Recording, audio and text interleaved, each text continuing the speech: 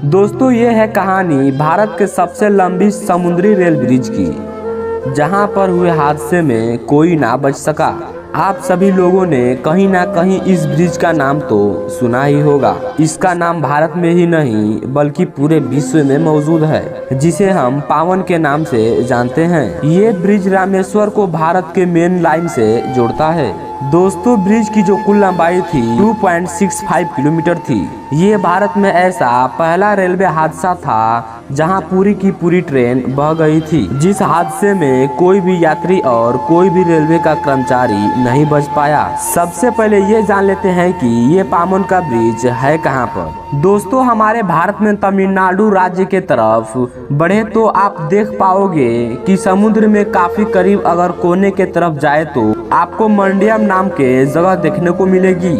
यहाँ बगल में श्रीलंका भी है, लेकिन और करीब पहुँचेंगे तो आपको रामेश्वरम आइलैंड देखने को मिलेगा। और ये रहा इंडिया का सबसे कोने वाला हिस्सा, जिसे मंडपम नाम से जाने जाते हैं। और जो बीच का नीला हिस्सा आप देख रहे हैं ये समुद्र है। और रामेश्वरम को इंडिया से जोड़ने के लिए पावन ब्रिज बनाया गया था। और सबसे कोने में ये जो हिस्सा है ये धनुषकोडी है। यहाँ से श्रीलंका बहुत ही करीब है। मान्यता तो ये भी है कि हमारे प्रभु श्री राम जी ने श्रीलंका जाने के लिए धनुषकोडी से ही पैदल पुल बनाया था।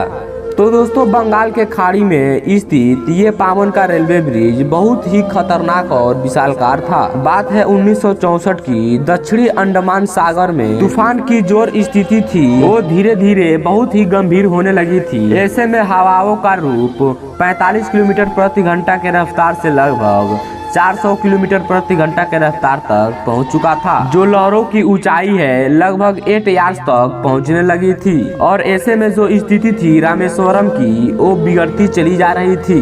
ट्रेन नंबर 653 जो कि 1 मीटर की पैसेंजर थी, तो मंडपम से धनुषकोडी के तरफ बढ़ रही थी। पर सिग्नल में खराबी के कारण और मौसम खराब होने के कारण हमारे लोको पायलट जो है ट्रेन को आउटर में ही रोक दिया। जब सिग्नल में काफी देर तक उन्हें कोई भी रिस्पांस नहीं मिला और 2-2.5 घंटे वैसे ही बीत गया, तो उन्होंने हिम्मत जुटाई और ट्रेन को सीटी मारते हुए आगे के तरफ बढ़ा दिया। वहां धनुषकोडी में एक स्टीम इंतजार कर रहा था कि कब यात्री यहां पहुंचेंगे और उन्हें लेकर श्रीलंका के तरफ जाएंगे। जब ट्रेन पावन के सुंदर ब्रिज पर थी तब ट्रेन में एक ऐसी ही लहर टकराई जो पूरी ट्रेन को अपने साथ बहा ले गई।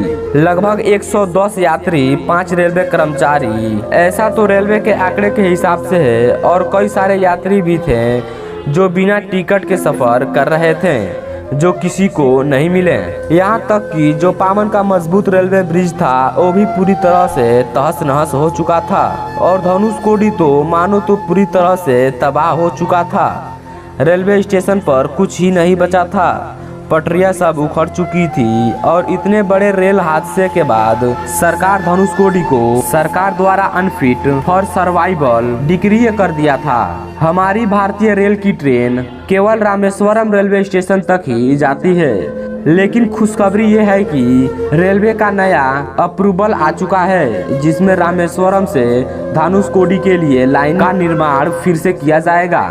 तो दोस्तों आपको यह जानकारी कैसी लगी आप नीचे कमेंट करके बताइएगा। और दोस्तों अभी तक आप मेरे चैनल को सब्सक्राइब नहीं किए हैं तो चैनल को सब्सक्राइब कर लीजिएगा। दोस्तों हम फिर अगले वीडियो मिलते हैं, तब तक के लिए जय हिंद, जय भारत।